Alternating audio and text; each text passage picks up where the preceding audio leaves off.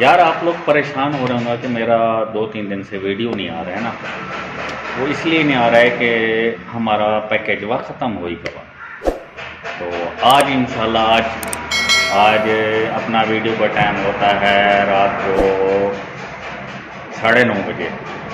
तब से आखिर में जब सब रवाना हो जाते हैं ना फिर हम चलना शुरू करते हैं।